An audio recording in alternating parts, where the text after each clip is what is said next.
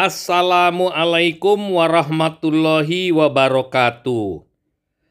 Sahabat yang budiman, kita masih membicarakan Nusantara dalam catatan Tionghoa. Kali ini kita akan membicarakan Pulau Sumatera yang ada di dalam catatan Tionghoa pada masa lalu. Sebelumnya kita membicarakan Palembang dalam sejarah dinasti Ming yang berkuasa 1368 sampai 1643 Masehi. Selanjutnya kita akan membahas catatan Mahuan Yingya Senglan pada tahun 1416 Masehi tentang Palembang. Selanjutnya kita juga akan melihat catatan Dong Si Yang Kau tahun 1618 tentang Palembang. Mari kita dengarkan apa yang dikatakan Yingya Senglan.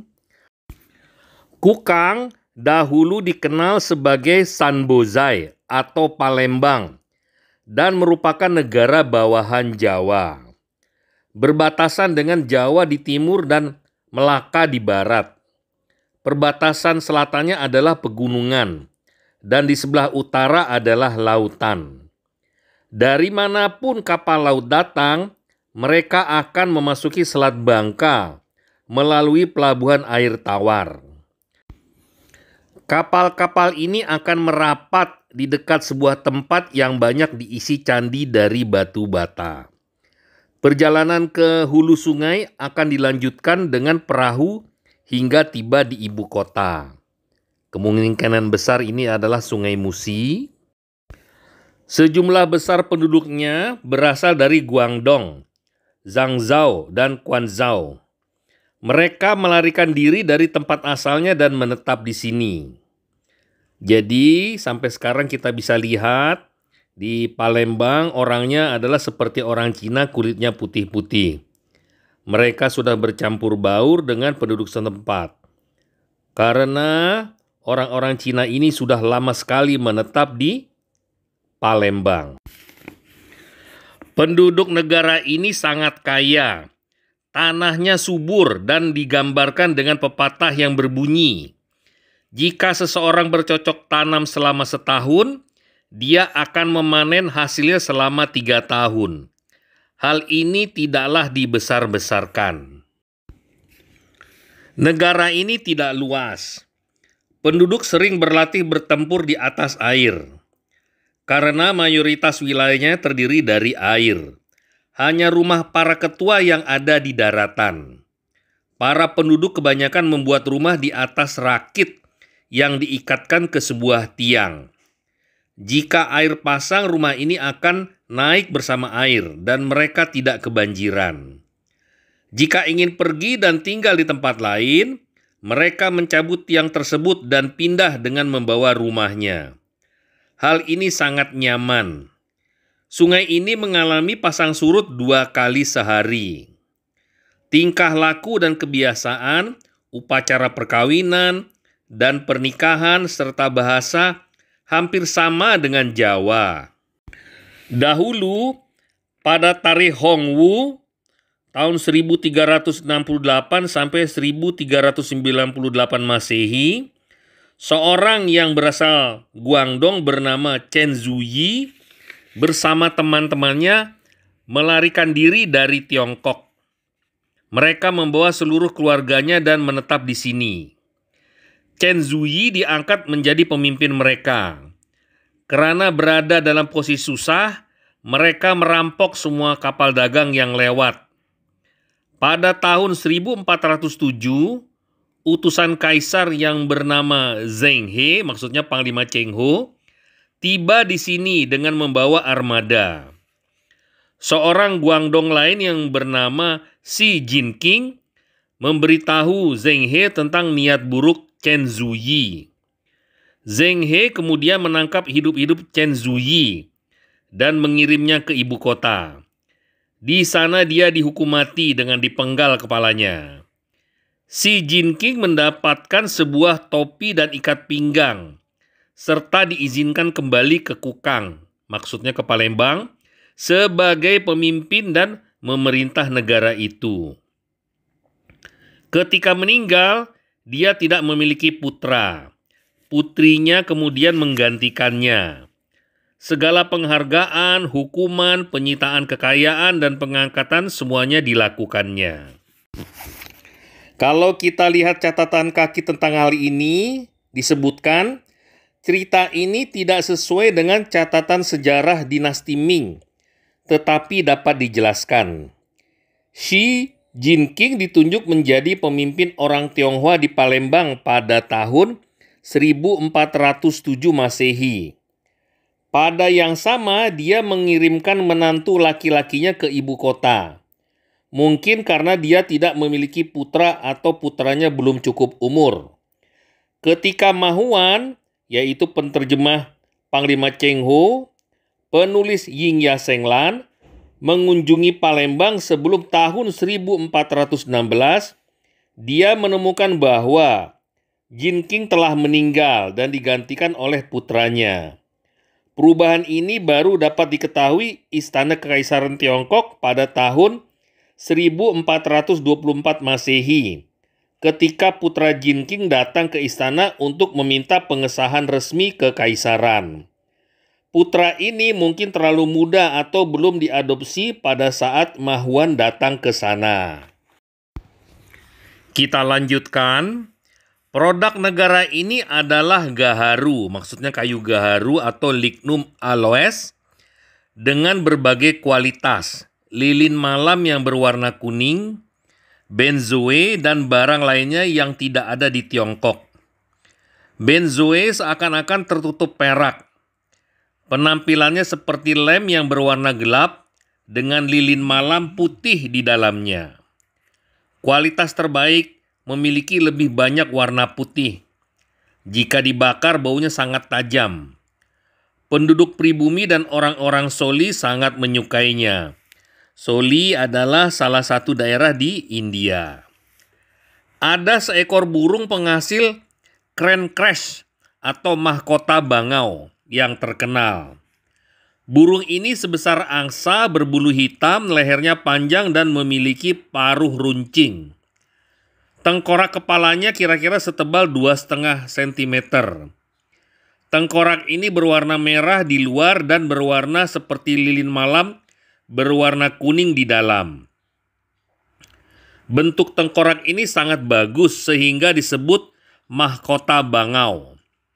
Mereka menggunakannya untuk gagang dan sarung pedang serta untuk keperluan lainnya. Selain itu terdapat burung kasuari yang ukurannya sebesar bangau. Kita lihat catatan kakinya. Huoji atau unggas api, nama ini sekarang diberikan untuk ayam kalkun. Kasuari tidak hidup di Sumatera sehingga binatang yang dilihat penulis ini tentu didatangkan dari Maluku. Tubuhnya bulat dengan leher ramping yang lebih panjang dari bangau. Jenggernya seperti topi berwarna merah dan dimulai dari kedua sisi lehernya. Paruhnya tajam. Seluruh tubuhnya tertutupi rambut yang jarang dan panjang seperti kambing, tetapi berwarna hijau. Kakinya panjang dengan cakar yang keras berwarna hitam. Cakar ini begitu tajam sehingga bisa merobek perut manusia hingga ususnya terburai dan mati. Binatang ini dinamakan kasuari karena senang memakan batu bara panas. Tidak mungkin membunuhnya dengan tongkat. Di pegunungan negara ini terdapat seekor binatang supranatural yang disebut menjangan sakti. Kalau kita lihat catatan kakinya, Senlu pastilah tapir yang merupakan binatang asli Sumatera bagian timur. Tubuhnya seperti babi besar dan tingginya sekitar 1 meter. Bagian depan badannya berwarna hitam, sedangkan bagian belakangnya putih. Rambut di badannya sangat bagus, pendek dan halus. Mulutnya seperti babi tetapi tidak rata di bagian depan. Kakinya berbuku 3. Binatang ini hanya memakan tanaman dan bukan binatang lainnya. Sapi, kambing, babi, unggas, dan bebek, labu dan buah-buahan sama dengan Jawa. Penduduk negara ini sangat suka berjudi. Mereka memainkan pakui, catur atau adu ayam. Semuanya dengan taruhan uang. Dalam berdagang, mereka meminta atau menerima koin tembaga Tiongkok dengan kain katun.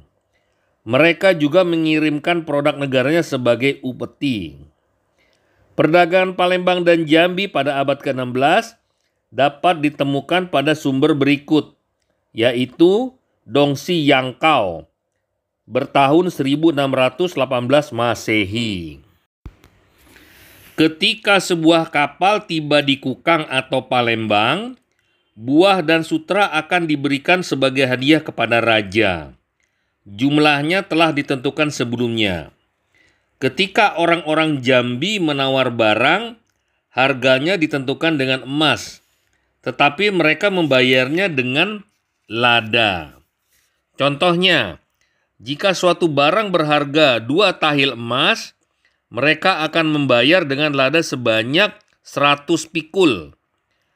Mereka senang membeli wanita dari luar daerah.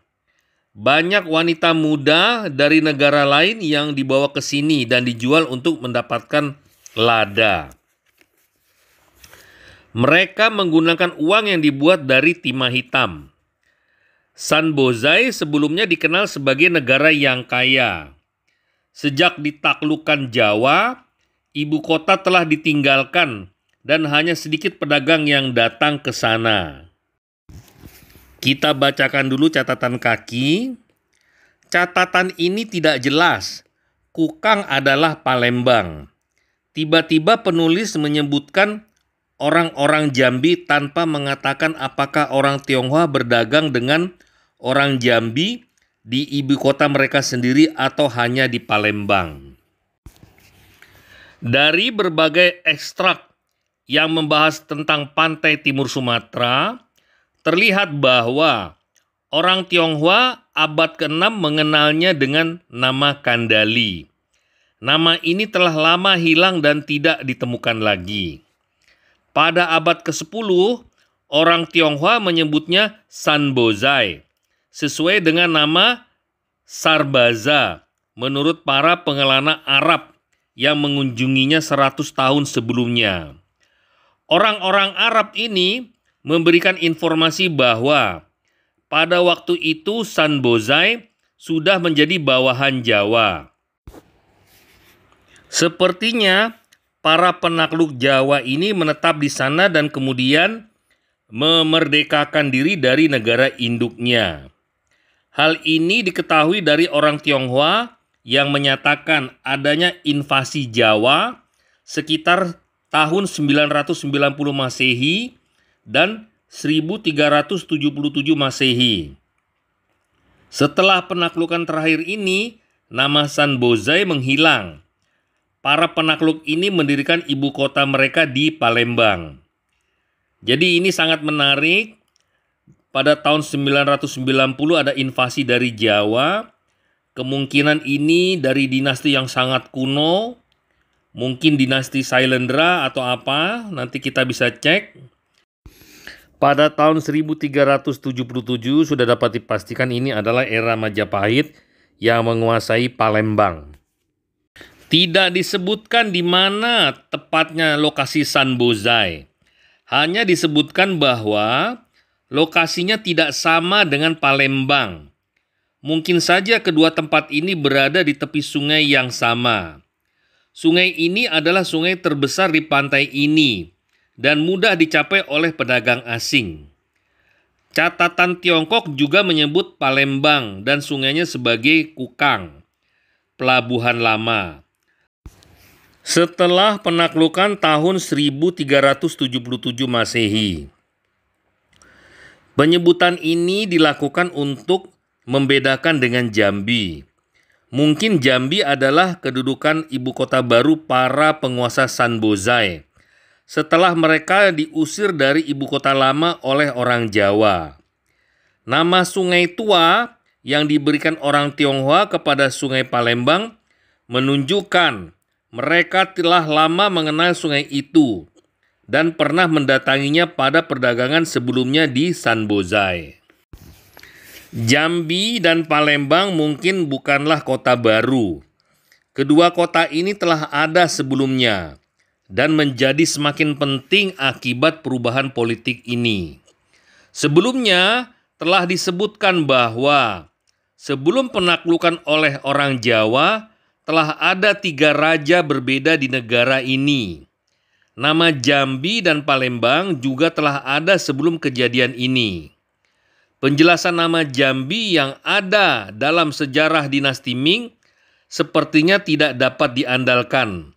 Mungkin hanyalah karangan sang penulis sendiri. Sekali lagi, di catatan Tionghoa ini tidak ada cerita kerajaan Sriwijaya. Di manakah gerangan kerajaan Sriwijaya? Adakah dia? Sampai di sini dulu sahabat, kita akan lanjutkan ke video lainnya. Terima kasih.